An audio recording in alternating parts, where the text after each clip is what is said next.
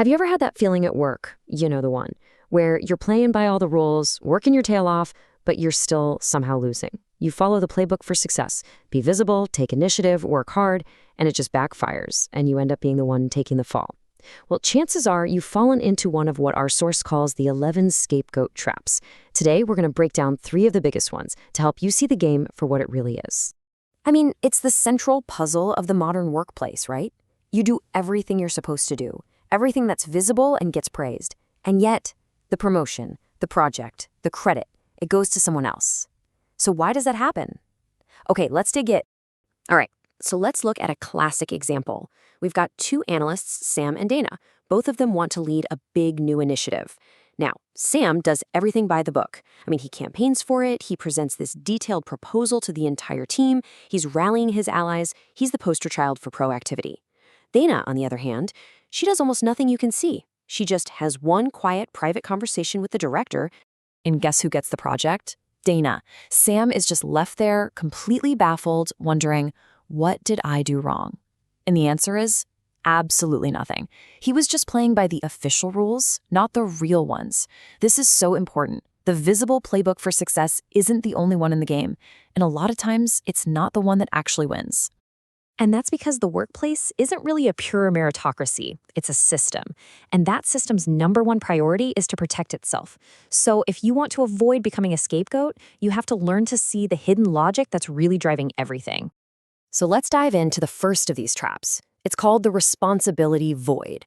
This is what happens when something goes wrong and blame turns into a game of hot potato, where somehow nobody ever gets burned. This quote just captures the feeling perfectly.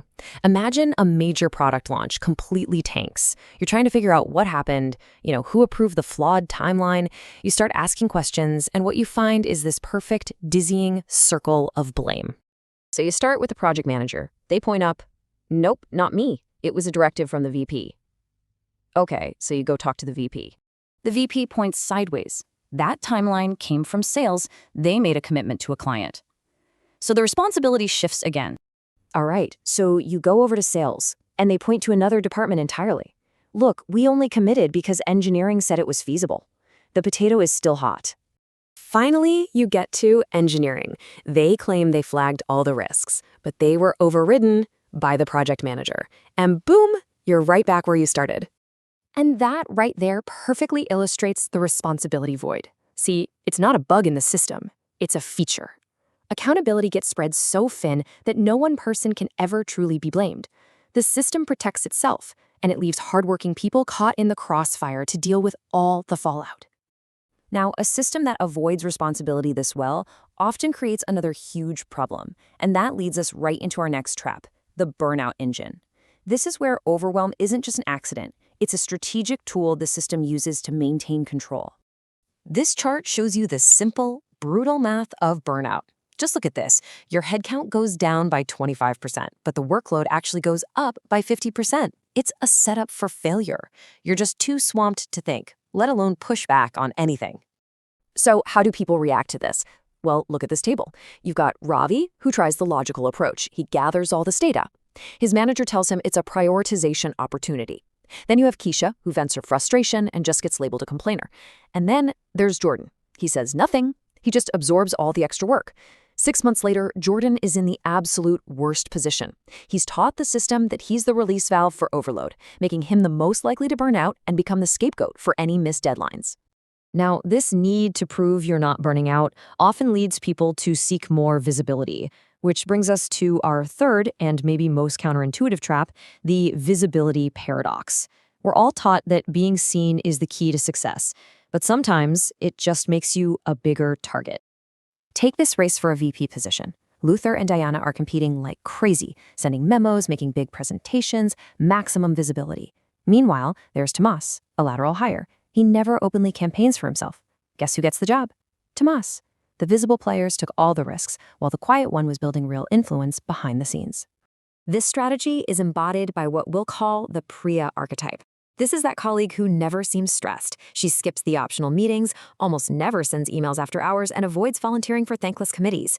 When a high-profile project fails, the loud players take the hit. But Priya, who maybe had a small advisory role, is completely untouched. Why? Because she understands that not all visibility is good visibility, and she has quiet access to the real decision makers. Okay, so we've seen the traps, the responsibility void, the burnout engine, and the visibility paradox. Now for the most important part. How do you beat the game? How do you shift from being the scapegoat to being the strategist? It all comes down to two different playbooks. The scapegoat's playbook is reactive. You just absorb all the work like Jordan, you campaign loudly and take big risks like Luther and Diona, and you complain without a strategy like Keisha. The survivor's playbook, though, is strategic. You protect your time and energy like Priya. You have those key private conversations like Dana, and you build your influence quietly, away from the spotlight. So here it is, your takeaway strategy. First, define your boundaries. You have to protect your time and bandwidth fiercely, just like Priya. Don't be the default for overload. Second, build private alliances. The most important conversations, the kind that Dana had, they almost never happen in a group meeting. And third, choose your battles. You have to understand that high visibility on the wrong project doesn't make you a star.